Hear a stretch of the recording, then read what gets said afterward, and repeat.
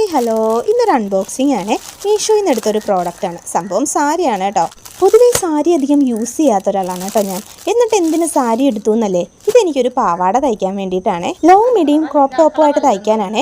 ഈ സാരിയുടെ കൂടെ വിത്ത് ബ്ലൗസ് ഉണ്ടായിരുന്നു. അതാണ് കേട്ടോ ഇത്. 296 രൂപയാണ് കേട്ടോ ഞാനിത് വാങ്ങുമ്പോഴുണ്ടായിരുന്ന റേറ്റ്. അതുകൊണ്ട് ഇതിൻ്റെ മെറ്റീരിയൽ ക്വാളിറ്റിയുടെ കാര്യത്തിൽ എനിക്ക് ഡൗട്ടായിരുന്നു. വന്നിട്ട് ഇഷ്ടപ്പെട്ടില്ല, ക്വാളിറ്റി ഇല്ല എന്നുണ്ടെങ്കിൽ റിട്ടേൺ കൊടുക്കാം എന്ന് വിചാരിച്ച് കുറച്ച് നേരത്തെ ആയിട്ട് ഓർഡർ ചെയ്തതാണ്. പക്ഷേ സംഭവം അടിപൊളിയായിരുന്നു കേട്ടോ. നല്ല സൂപ്പർ ക്വാളിറ്റിയുള്ള പ്രോഡക്റ്റ് ആയിരുന്നു. എന്ത് പറഞ്ഞാലും 296 രൂപയ്ക്ക് ഇത് വെർത്ത് ഐറ്റം തന്നെയാണ്. ഇവിടെ അമ്പലത്തിൽ ഉത്സവം വരുവാണ് കേട്ടോ. അപ്പം മാർച്ച് 10 താലപ്പൊലി ഉണ്ട്. താലപ്പൊലിക്ക് ഇടാൻ വേണ്ടിയിട്ടാണ് കേട്ടോ നേരത്തെ തന്നെ മേടിച്ചത്. തയ്ച്ചും കൂടി കിട്ടണമല്ലോ. ഇഷ്ടപ്പെട്ടില്ലെങ്കിൽ റിട്ടേൺ കൊടുത്ത് കടയിൽ പോയി മെറ്റീരിയൽ എടുക്കാം എന്ന് വിചാരിച്ചാണ് കേട്ടോ ഇരുന്നത്. ഇനി എന്തായാലും അത് വേണ്ട.